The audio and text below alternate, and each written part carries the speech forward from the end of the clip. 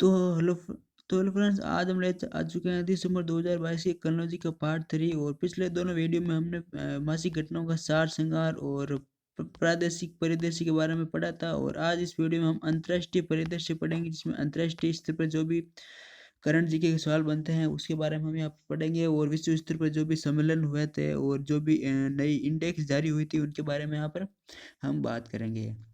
तो यहाँ पर पहले टॉपिक पर हम बात करें तो आसियान का 11 सदस्य। पहले तो बात कर लेते हैं, पहले आसियान कितने देश है? 10 देश थे। और आसियान की स्थापना की बात करें तो आसियान की स्थापना कब हुई थी? तो वहाँ 8 अगस्त 1967 को इसकी स्थापना हुई थी। बात करें आसियान का मुख्यालय कहाँ है, तो हो जाएगा जकार्ता, इंडोनेशिया के अंदर इसका मुख्यालय है। तो पहले तो इसमें 10 देश थे और अब 11 देश कौन सा बन चुका है, तो वो है पूर्वी तिमोर। पूर्वी तिमोर एक एशियाई देश है जो कि इंडोनेशिया से अलग होकर 2002 के अंदर ये नया देश बना था। यह देश है जो अब आसियान का 11 सदस्य बन चुका है। और ये इस बार जो आसियान की 2022 का आसियान की मीटिंग कहाँ पर आयोजित की गई थी, तो ये थी कंबोडिया के अंदर। कंबोडिया की राजधानी नोम पेन में आयोजित शिखर सम्मेलन के बाद आसियान द्वारा इसे 11 नवंबर 2022 को घोषणा की गई थी। यानी कि अब सीधे तौर पर ये याद रखना, आसियान की स्थापना 8 अगस्त 1967 स्थापना हो गई। और मुख्यालय की बात करें जकार्ता हो जाएगा। 10 देश थे और 11 देश की बात करें तो हो जाएगा पूर्वी तिमोर, जो कि एशियाई देश है। और यहाँ पर अब थोड़ा आगे पढ़ लेते हैं इसमें। और ये वही देर का 2002 के अंदर इसका पहला नया प्रभुत्व राज्य बना था। इंडोनेशिया से ये अलग हुआ था। आसियान का यहाँ पर स्थापना दी हुई है। और यहाँ पर बाकी 10 देशों की बात करें तो वो हैं Brunei, Cambodia, Indonesia, Laos, Malaysia, Myanmar, Philippines, Singapore, Thailand और वियतनाम। ये है जो बाकी वाले 10 देश हैं। और अब हो चुके हैं 11 देश। पूर्वी तिमोर 11 देश हो जाएगा। इसके अलावा हम अगले टॉपिक की हम बात करें तो यहाँ पर किसने इंडोनेशिया के साथ just energy transition partnership launch की है, तो वो हो जाएगा इंटरनेशनल पार्टनर्स ग्रुप, IPG। इन्होंने है जो इंडोनेशिया के साथ जस्ट एनर्जी ट्रांजिशन के लिए पार्टनरशिप की है। इसके बारे में हम यहाँ पर पढ़े तो यहाँ पर इसमें तो हमें एक फुल फॉर्म भी हमें याद कर लेनी चाहिए। JETP की फुल फॉर्म क्या है, तो जस्ट एनर्जी ट्रांजिशन पार्टनरशिप। ये हमें इम्पोर्टेंट के तौर पर हमें याद कर लेनी चाहिए। बाकी इंडोनेशिया के राष्ट्रपति कौन है, तो हो जाएगा जोको विडोडो इंडोनेशिया के राष्ट्रपति हैं। और बात करें यूरोपियन संघ यूरोपियन आयोग की अध्यक्षता किसने की है, तो वह उर्सुला वॉन डेर लियोन इसकी अध्यक्ष है। सीधे तौर पर हमें याद रख लेना है कि हाल ही में इंडोनेशिया ने किसके साथ जस्ट एनर्जी ट्रांजिशन पार्टनरशिप किया, तो वह इंटरनेशनल पार्टनर्स ग्रुप IPG के साथ की है। और यहाँ पर हम अगले टॉपिक पर बातें हैं और यहाँ पर इसके बारे में यहाँ पर थोड़ा विस्तार से पढ़ लेते हैं थोड़ा और से कि ये JETP क्या है। तो इसकी फुल फॉर्म की हम यहाँ पर बात करें तो हो जाएगा Indonesian just energy transition partnership. ये इसकी फुल फॉर्म है। इसके बारे में थोड़ा हम विस्तार से पढ़े तो यहाँ पर इंडोनेशिया सरकार और इंडोनेशिया पार्टनर्स ग्रुप IPG के बीच एक दीर्घकालीन रणनीतिक समझौता है, जिसमें यूनाइटेड किंगडम, जर्मनी, फ्रांस, यूरोपीय संघ, Canada, Italy, Norway, Denmark, America और जापान शामिल है। ये इसमें से हम यहाँ फैक्ट पढ़ चुके हैं। और ये बाकी वाला जो ज़्यादा इम्पोर्टेंट है नहीं, बाकी ये देख सकते हैं ये ग्लोबल वार्मिंग से ये संबंधित है। अगली हम एक इम्पोर्टेंट इंडेक्स के बारे में हम यहाँ पर पढ़ने वाले हैं, वो है नेटवर्क रेडीनेस इंडेक्स। सबसे पहले तो यही सवाल बन जाता है कि नेटवर्क रेडीनेस इंडेक्स किसके द्वारा जारी की जाती है, किस संस्था के द्वारा जारी की जाती है, तो हो जाएगा पोर्टुलान्स संस्था। पुर्तगाल की संस्था पोर्टुलान्स संस्था के द्वारा ये जारी की जाती हैं। और इसमें इंटरनेशनल रेडीनेस सूचकांक में प्रथम स्थान किसका है 2022 अनुसार, तो इसमें अमेरिका का इसमें प्रथम स्थान है। और ये बात करें तो ये किसके आधार पर ये रिपोर्ट जारी की जाती है, किन 4 प्रमुख स्तंभों के आधार पर ये रिपोर्ट जारी की जाती है, तो वो बात करें तो यहाँ पर हो जाएगा 4 स्तंभ कौन कौन से हैं। टेक्नोलॉजी, लोगों, प्रौद्योगिकी, लोगों, शासन और प्रभाव में उनके प्रदर्शन के आधार पर रिपोर्ट तैयार की जाती है। बात करें इसमें बाकी प्रमुख कंट्री की और भारत की स्थिति के बारे में हम यहाँ पर बात करेंगे। यहाँ पर वही पहले सबसे पहले तो हम इसमें शीर्ष स्थान की बात कर रहे हैं, तो यहाँ पर नेटवर्क रेडीनेस सूचकांक 2022 में शीर्ष प्रदर्शनकर्ता में 5 देशों की बात करें तो अमेरिका यहाँ पर 1 नंबर रैंक है, दूसरी सिंगापुर हो जाएगा और तीसरा यहाँ पर स्वीडन हो जाएगा। ये इन तीनों देशों को आप याद कर सकते हैं। और अमेरिका का स्कोर यहाँ पर 80.30 है। वहीं पर हम भारत की स्थिति की बात करें तो भारत में 2021 में इसका स्थान है जो 61 था, और अब है जो 6 पायदान भारत में सुधार हुआ है, और भारत में अब यहाँ पर 2022 के अनुसार भारत का जो 61वां स्थान हो गया है। वहीं भारत में स्कोर की बात करें तो यहाँ पर वर्ष 2022 के सूचकांक भारत का स्कोर है जो 51.19 रहा है, और वहीं 2021 की बात करते हैं 49.74 था। यानी कि 2021 में भारत की नेटवर्क रेडीनेस सूचकांक कितने स्थान था, 67वां स्थान था, और 2022 में भारत का 61वां स्थान है। यहाँ पर स्कोर की बात करें तो 51.19 भारत का स्कोर हो जाएगा। और वहीं शीर्ष स्थान की बात करें तो यहाँ पर अमेरिका यहाँ पर फर्स्ट रैंक पर है। ये इस प्रमुख रिपोर्ट में हम यहाँ पर पढ़ चुके हैं। बाकी जो इम्पोर्टेंट फैक्ट है मैं यहाँ पर बता चुका हूँ। इसके अलावा हम अगले टॉपिक की हम यहाँ पर बात करें तो भारत को मिली GPAI की अध्यक्षता। पहले तो यहाँ पर बात कर लेते हैं GPAI की फुल फॉर्म क्या है, तो वो है global partnership on artificial intelligence. ये इसकी फुल फॉर्म है। जहाँ बात करें इसकी इसमें मतलब कुल कितने देश हैं, GPAI के अंदर कुल कितने सदस्य हैं, तो हो जाएगा उनमें 29 इसमें सदस्य वाला ये संस्था है। और वही बात करें तो भारत इसमें कब शामिल हुआ था, तो भारत इसमें 2020 के अंदर इसमें शामिल हुआ था। और यहाँ पर भारत ने सत्र 2022-23 के लिए GPAI की अध्यक्षता फ्रांस से हासिल की है, जो वर्तमान में इस पहल का अध्यक्ष है। और यहाँ पर ये भी सीधा तौर पर सवाल बन जाते हैं कि GPAI global partnership on artificial intelligence में 2022-23 के लिए अध्यक्ष देश कौन सा चुना गया है, तो वो है भारत है जो इसकी अध्यक्षता करेगा। तो ये है जो हम इसमें इम्पोर्टेंट हम पढ़ चुके हैं। वही थोड़ा सा हम इसके न्यू थोड़ा फैक्ट के बारे में हम पढ़ लेते हैं कि GPAI क्या है। तो ये आर्टिफिशियल इंटेलिजेंस पर ग्लोबल पार्टनरशिप GPAI G7 गठबंधन द्वारा विकसित किया गया एक बहुहितधारक पहल है, जिसे 2020 में लॉन्च किया गया था। 15 जून 2020 को इसमें लॉन्च किया था, और भारत इसका 2020 में इसे सदस्य बना था। बाकी इसमें जो इम्पोर्टेंट है हमें स्थापना और सदस्य याद रख लेना, और 2022-23 के लिए भारत इसका अध्यक्षता करेगा, ये भी याद रख लेना। और जहाँ पर बात करें जब इसकी स्थापना की गई थी उस समय इसमें 15 सदस्य थे, ये भी एक फैक्ट आपको याद रख लेना है। और भारत कब शामिल हुआ था, 2020 में इसमें शामिल हुआ था। और वैसे 2020 में ही इसकी स्थापना हुई थी। भारत स्थापना के समय ही भारत इसका सदस्य भी था। वही बात करें इसके सम्मेलन की, GPAI की 2020 की बैठक कहाँ पर हुई थी, मीटिंग कहाँ पर हुई थी, तो कनाडा के अंदर हुई थी। 2021 की फ्रांस के अंदर, 2022 की टोक्यो जापान के अंदर, और बात करें 2023 की तो वह जो भारत के अंदर होगी, नई दिल्ली भारत के अंदर हो सकती है। वही यहाँ पर सबसे इम्पोर्टेंट टॉपिक और जिसकी सबसे ज़्यादा चर्चा में भी रहा है G20 का शिखर सम्मेलन। 17वां शिखर सम्मेलन 2022 का बाली इंडोनेशिया में हुआ था। वहीं बात करें पिछले साल 16वां शिखर सम्मेलन 2021 का हुआ था, तो वह रोम इटली के अंदर हुआ था, जिसमें प्रधानमंत्री ने भारत की ओर से प्रतिनिधित्व किया था। और वही बात करें 18वां शिखर सम्मेलन यानी कि 2023 की बात करें तो ये भारत के अंदर होगी, नई दिल्ली भारत के अंदर इसकी बैठक होने वाली है। और कब होगी, तो वह सितंबर 2023 के अंदर इसकी बैठक होगी, जो कि दिल्ली भारत के अंदर आयोजित की जाएगी।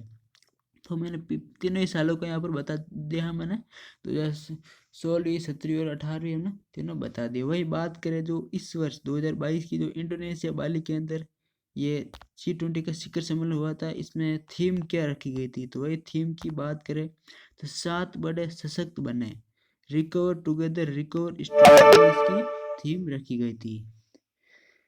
और यहाँ पर अब बात करें थोड़ा सा पढ़ लेते हो तो हमने हमने भारत की ओर से इसमें किसने भाग लिया था 2022 के अंदर, बाली के अंदर होता प्रधानमंत्री ने भारत की ओर से भाग लिया था। और इंडोनेशिया के राष्ट्रपति जोको विडोडो ने G20 की अध्यक्षता सौंपी थी भारत को 2023 के लिए।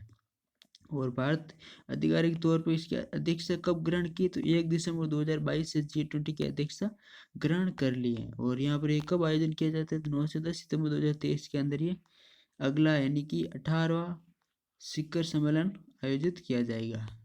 यह इसमें इम्पोर्टेंट फैक्ट है। बाकी G20 के बारे में इम्पोर्टेंट मैं आपको बता चुका हूँ। इसमें बाकी ज़्यादा कोई विस्तार से आपको इससे कोई पूछने वाला नहीं है।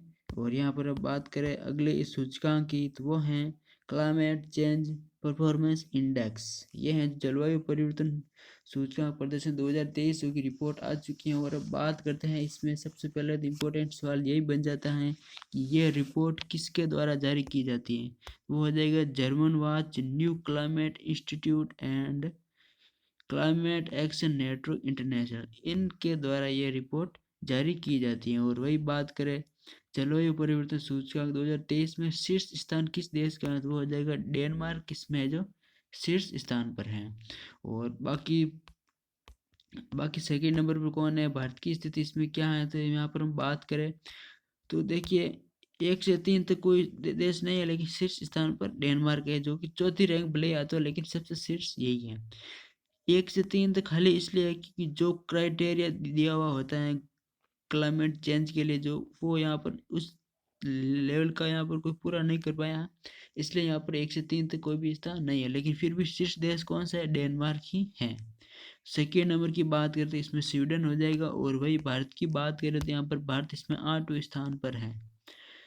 जलवायु परिवर्तन प्रदर्शन सूचकांक में 2023 में भारत का स्थान कितना है, 8वां है। बात करें स्कोर भी आपको याद कर लेना है, क्योंकि अब यहाँ पर थोड़ा जहाँ पर डीप क्वेश्चन पूछे जाते हैं वहाँ पर रैंक के अलावा यहाँ पर स्कोर भी पूछ ले जाते हैं। जैसे कि काफ़ी बार HDI यानी मानव विकास सूचकांक की जो रिपोर्ट आती है उसमें स्कोर दिया हुआ था, वो स्कोर भी कई सारे एग्जाम में पूछ ले जाते हैं। तो यहाँ पर यह भी स्कोर भी पूछा जाता है। तो 67.35 पे जो भारत का इसमें स्कोर है। वही पिछले साल की बात करें तो भारत का स्थान जो 10वां था। जलवायु परिवर्तन प्रदर्शन सूचकांक 2022 की रिपोर्ट आई थी, उसमें भारत का स्थान 10वां था। और अब भारत ने 2 पायदान में उछाल की है और अब भारत का स्थान है जो 8वां नंबर पर है। और ये इसमें जो हम प्रमुख पढ़ चुके हैं। बाकी इसके अलावा हम इसी के बारे में थोड़ा विस्तार से दिया हुआ है। अब यहाँ पर बात करें कि हाल ही में किस देश को अमेरिका ने करेंसी मॉनिटरिंग लिस्ट से हटा दिया है, तो उन्होंने जो कुल 5 देशों को इस लिस्ट से हटा दिया। और वो 5 देश कौन कौन से, तो पहला भारत ही है इसका। भारत के अलावा इसके अलावा इटली, मैक्सिको, थाईलैंड और वियतनाम, इन 5 देशों को इस सूची से बाहर कर दिया, यानी करेंसी मॉनिटरिंग लिस्ट से बाहर कर दिया। इन 5 देशों को आपको नाम याद रख लेना है। भारत के अलावा इटली, मैक्सिको, थाईलैंड और वियतनाम इस देश में इसमें शामिल है। कब बाहर किया, तो ये जो कि नवंबर 2022 के अंदर इसको भारत को जो बाहर किया गया था। और भारत है जो पिछले 2 वर्षों से अमेरिका की मॉनिटरिंग लिस्ट में शामिल था। अब ये बात कर लेते हैं ये क्या होता है, ये करेंसी मॉनिटरी क्या होती है, मुद्रा निगरानी क्या होती है। तो इसमें हम बात करें तो थोड़ा सा फैक्ट के बारे में जानकारी के लिए हम इसमें पढ़ सकते हैं कि अमेरिका अपने प्रमुख भागीदारी की मुद्रा पर निगरानी के लिए यह सूची तैयार करता है। इसके तहत अमेरिका अपने प्रमुख व्यापार भागीदारियों की मुद्रा संबंधी गतिविधियों और आर्थिक नीतियों पर नजर रखता है। जिस देश के फॉरेन एक्सचेंज रेट पर उसे शक होता है, अमेरिका इन्हें इस सूची में डाल देता है। और भारत को पिछले 2 वर्षों से इस सूची में डाला हुआ था और अब 5 देशों को इस सूची में बाहर कर दिया है, भारत, इटली, मैक्सिको, थाईलैंड और वियतनाम। ये इसमें हम तो ये करेंसी मॉनिटरिंग, मुद्रा मॉनिटरिंग क्या होती है, इसके बारे में हम यहाँ पर पढ़ चुके हैं। अब यहाँ पर अगला टॉपिक आता है, यहाँ पर प्रमुख संगठनों से संबंधित। प्रमुख संगठनों में से शामिल है UNSC, United nation security council. तो इसकी जो हर मंथ के लिए इसमें अध्यक्षता बनी जाती है, रूटिंग मंथली प्रेसिडेंसी होती है। तो इसमें जो इस बार है जो नवंबर मंथ के लिए किसकी अध्यक्षता किसको अध्यक्षता दी गई? घाना देश को इसमें अध्यक्षता दी गई है। वही बात करें दिसंबर के लिए तो किस देश को अध्यक्षता दी गई? तो वह भारत को दी गई है। यहाँ पर हम देख लगते हैं 1 जनवरी 2022 संयुक्त राष्ट्र सुरक्षा परिषद के लिए तीसरी बार इसकी अध्यक्षता दी है। यहाँ पर थोड़ा सा हम देख लेते हैं। देखिए यहाँ पर दे रखा है दिसंबर 2022 में भारत की अध्यक्षता भी करेगा। और जनवरी की बात करें तो नॉर्वे द्वारा की गई थी 2022 की।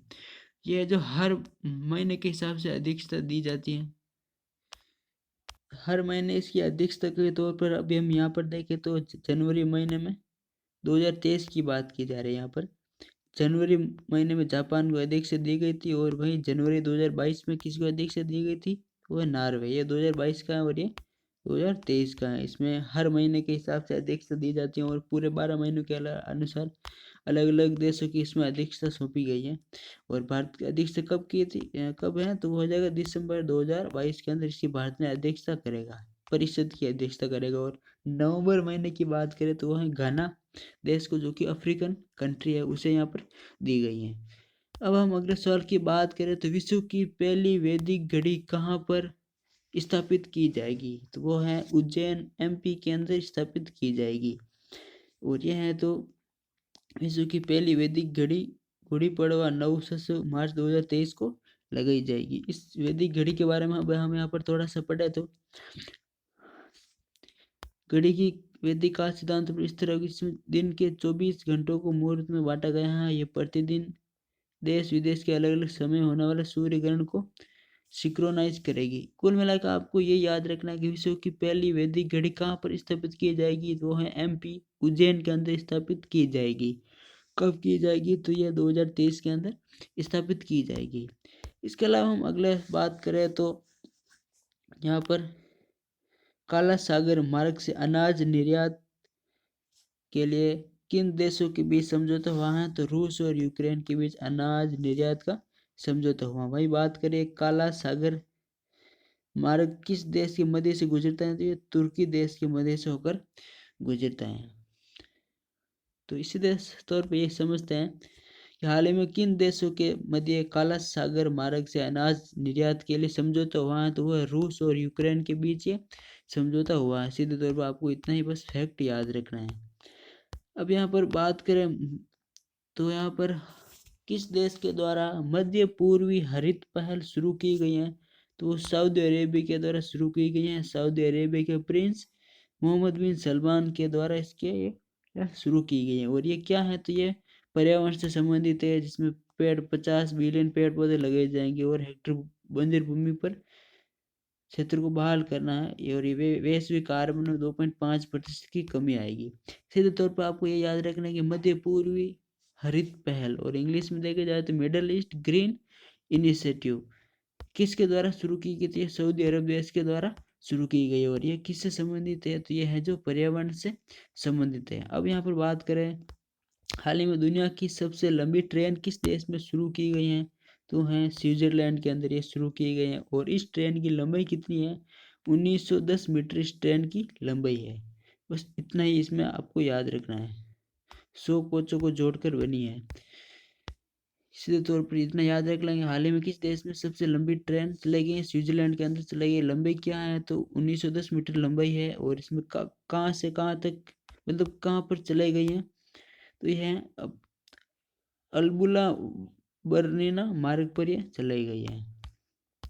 यहाँ पर अगले सवाल की बात करें तो हाल ही में किस देश ने अपने संविधान की पहली प्रति की नीलामी की है? तो वह अमेरिका ने अपने पहली प्रति की पहली प्रिंट की फोटोकॉपी की नीलामी की है। जो संविधान के अंदर जो पहली प्रति थी उसकी नीलामी की है, बोली लगाई गई है। यहाँ पर कुछ करोड़ों में बेची गई है। इतना को याद रखने की आवश्यकता नहीं, बस इतना जरूर याद रख सकते हैं कि किस देश की संविधान की पहली प्रति की नीलामी की गई है। वो है नवंबर 2022 में किस देश की गई? तो अमेरिका आपको याद रख लेना है। वहीं पर हम बात करें तो संयुक्त राष्ट्र जलवायु परिवर्तन सम्मेलन COP27 का आयोजन कहाँ पर हुआ? तो ये मिस्र के अंदर आयोजन हुआ था। शर्म अल शेख, जो कि मिस्र का एक शहर है, वहाँ पर यह आयोजन हुआ था। वही बात करें इसके अध्यक्ष कौन थे? इसकी अध्यक्षता किसने की थी? तो मिस्र देश के विदेश मंत्री समेह सोक्राई की अध्यक्षता में यह संपन्न हुआ था। और इसमें कुल कितना देशों ने भाग लिया तो 92 देशों के शासन प्रमुख हरित 190 देशों के 35,000 प्रतिनिधियों ने इसमें भागीदारी की है। तो यहाँ पर ये इतना सा याद रख सकते हैं। कोप 27 कहाँ पर हुआ? मिस्र के अंदर हुआ। अल शर्म अल शेख मिस्र के अंदर हुआ है। या वहीं पर बात करें इसमें कोप 27 की, तो यहाँ पर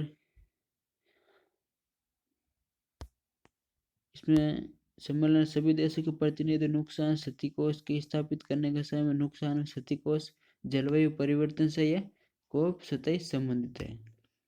अब यहाँ पर कुछ स्नैपी न्यूज दिए हुए हैं जहाँ पर हमें कुछ वर्ड्स दिए गए हैं और इसके बारे में क्या है। तो यहाँ पर बात करें कि 2022 AP7 क्या है, तो यह क्या है, तो यह ग्रह को नष्ट कर सकने वाला एक प्लैनेट किलर क्षुद्र ग्रह हैं जिनकी वैज्ञानिकों ने चिली में मौजूद अमेरिकी विक्टर एम ब्लैको टेलीस्कोप के डार्क एनर्जी कैमरे से खोज की है। और 2022 AP7 क्षुद्र ग्रह आकार में 1.5 किलोमीटर लंबा है। सीधे तौर पर याद रखें 2022 AP7 क्या है, तो यह एक क्षुद्र ग्रह है। और इसके अलावा यहाँ पर एक एस्पाई न्यूज के अंदर यह भी है कि विश्व की जनसंख्या अब 8 अरब हो चुकी है। और यह किसके द्वारा जारी की गई? तो संयुक्त राष्ट्र के अनुसार यह रिपोर्ट है और यह 15 नवंबर 2022 को जारी की गई। इसमें विश्व की जनसंख्या अब 8 अरब हो गई है। वहीं पर अब हम कुछ राउंड अप के छोटे शॉर्ट्स क्वेश्चन हम पढ़ लेते हैं यहाँ पर। और राउंड अप की बात करें तो भारत और गैबोन के बीच पहली विदेश मंत्रालय स्तरीय वार्ता कहाँ पर हुई? तो ये नई दिल्ली के अंदर संपन्न हुई है। सीधे तौर पर ये फैक्ट सवाल बन जाता है। भारत और गैबोन के बीच पहली विदेश मंत्रालय वार्ता कहाँ पर हुई? नई दिल्ली के अंदर हुई है। वहीं बात करें Moscow format consultation on Afghanistan, ये बैठक कहाँ पर हुई है? तो ये मॉस्को के अंदर हुई है और ये 16 नवंबर 2022 को इसमें भारत ने भी इसमें भाग लिया है। और जिन जिन देशों ने इसमें भाग लिया उन सभी देशों के यहाँ पर इसमें नाम दिए हुए हैं, जो कि इतना याद रखना इंपॉर्टेंट नहीं है। सीधे तौर पर आप यही याद रख सकते हैं कि Moscow format consultation on Afghanistan कहाँ पर इसकी बैठक हुई थी? तो इसकी बैठक मॉस्को रूस के अंदर हुई थी। यहाँ पर बात करें तो किस देश ने अंतर्राष्ट्रीय मुद्रा कोष के साथ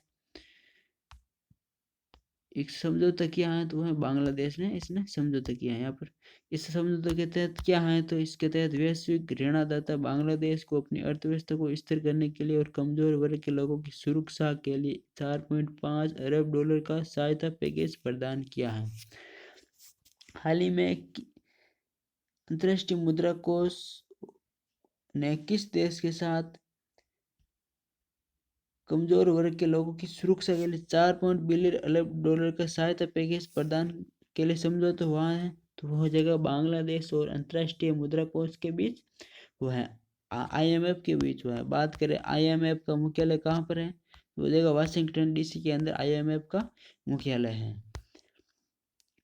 इसके अलावा हम अंतिम सवाल की बात करें तो यहाँ पर भारत ने 31 अक्टूबर को संयुक्त राष्ट्र की एक एजेंसी कौन सी है? United Nation relief and works agency for Palestine refugee in the near East, जिसको शॉर्ट में क्या बोलते हैं, UNRWA को 2.5 बिलियन अमेरिकी डॉलर का चेक दिया है। यह चेक फिलिस्तीनी शरणार्थी के समर्थन में 5 मिलियन अमेरिकी डॉलर की सालाना मदद की दूसरी किस्त है।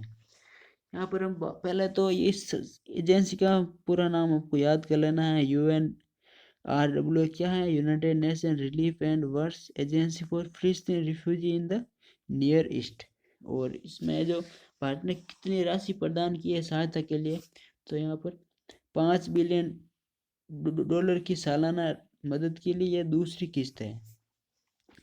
और यहाँ पर इस प्रकार हम यहाँ पर अंतर्राष्ट्रीय परिदृश्य पर जो भी सवाल बनते थे वो यहाँ पर हम पढ़ चुके हैं। और इसके अलावा जो अगले पेज होगा उसमें हम यहाँ पर राष्ट्रीय परिदृश्य के बारे में यहाँ पर पढ़ेंगे। फिलहाल इस वीडियो में इतना ही। Thank you.